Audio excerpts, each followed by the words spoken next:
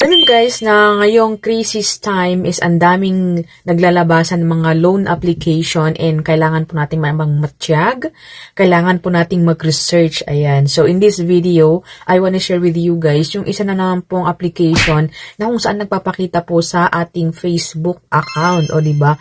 Ang dami nilang pondo para magpautang, ang dami nilang pondo para mag-run ng ad sa Facebook. So yun na nga, titingnan natin or sisilipin natin ang isang loan application ng papautang up to 65,000 pesos daw. Madadownload lamang po ito sa iOS. So, sorry na lang muna sa mga naka-Google Play Store. So, iOS muna tayo mga kaibigan. So, before we go on sa ating review, sa mga hindi pa mag-subscribe na, i-hit ang bell button para ma-update kayo sa upcoming videos and tutorials.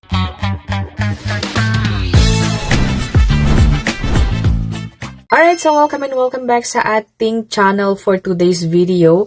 Ang highlight ay si Mabilis Credit. So, kapangalan niya si Mabilis Cash na legit naman sa ating Google Play Store. So, Mabilis Credit dash easy peso loan and meron ditong 134 ratings and 4.8 stars. So, bagong-bagong application mga kaibigan. So, powered by Technoalloy Tooling Technology. Tingnan naman guys sa ating screenshot. Parang there's something. Is it wrong spelling or talagang ganun po ang pangalan nila?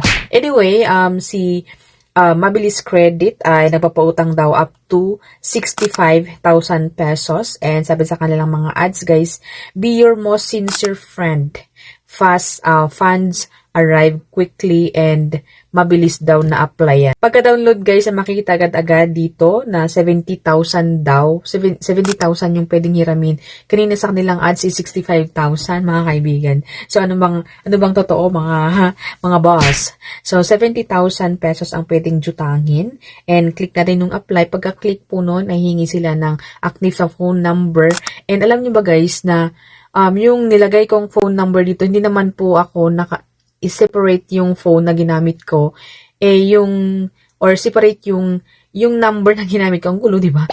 Ang number na nakalagay sa isang phone na ginamit ko dito, yung phone number.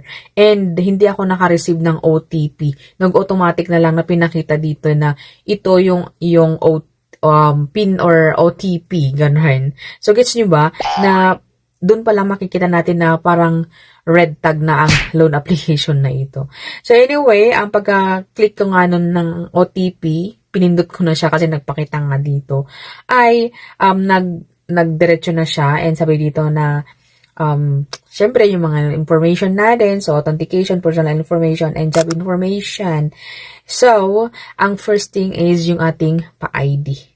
So, yung mga ID na pwede dito is UME, driving license, passport, TIN ID, SSS, voters ID, national ID, and health card or yung PhilHealth po natin. And then, picturean po natin yun. Pwede i-upload or kung meron kayong ID sa ating phone ay pwede daw i-upload and pwede daw picturean.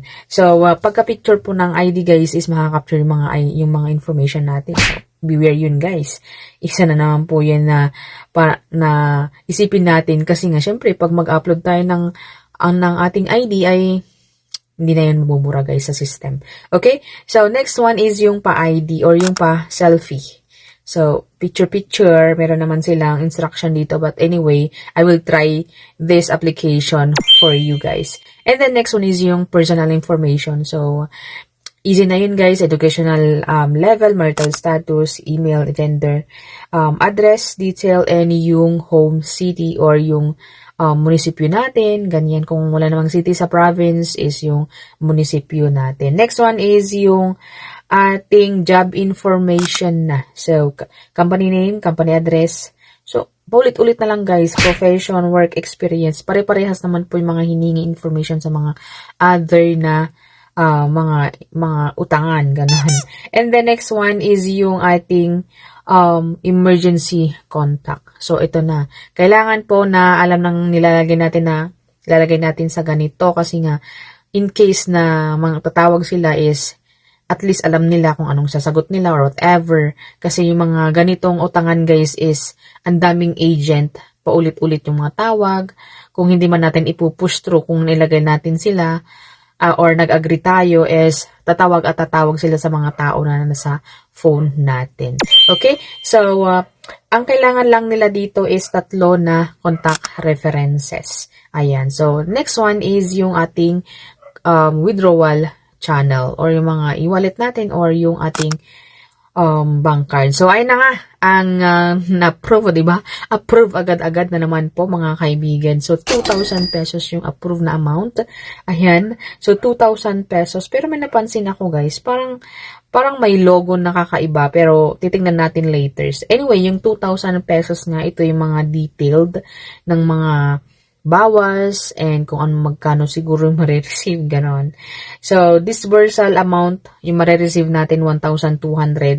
So, meron siyang kaltas na 800 pesos. O, diba? Ang sakit sa bulsa. 800 agad-agad yung babawas. Payment amount is 2,000. At least, wala man siyang naidagdag sa 2,000 na parang 2,100 or 2,010, ganon. 2,000 po yung babayaran natin. Ang processing fee, 667. So, super taas ng processing fee. Interest fee is 13 pesos. And then, risk control fee, 120 pesos. And yung repayment ng amount na natin is 2,000 pesos. And then, yung repayment date natin, mga kaibigan. So, anong date ngayon? 29, 30, 1, 2, 3, 4, 5.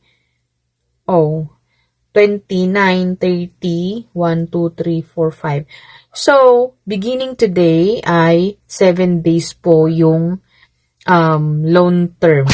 So, di ba pag nagbibilang naman tayo is 24 hours, parang ganun. So, kung bibilangin guys, 6 days lang siya. O di ba?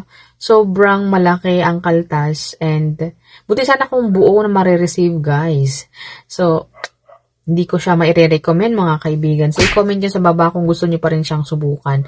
So, it's up to you naman guys kung gusto nyo subukan or hindi. Kasi, hindi ko naman control yung mga cellphone nyo, mga kamay nyo pumindot sa mga ganitong mga ola-ola na sobrang tataas sa mga kaltas. And sobrang iksi naman. Sobrang taas yung kaltas, pero sobrang iksi yung loan term.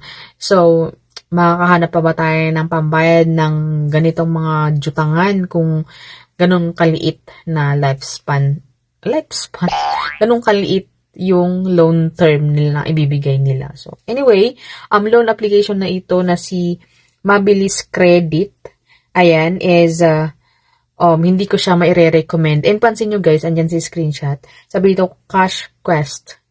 So, manapunta sa isip ko na ang pangalan nito is Cash Quest.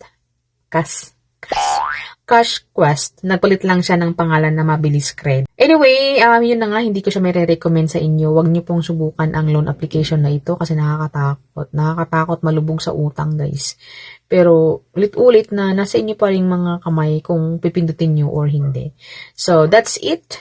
My video for today and I hope na nagkaroon kayo ng idea sa mga utangan na ganito. So, again, thank you for watching and see you on my next video. Bye!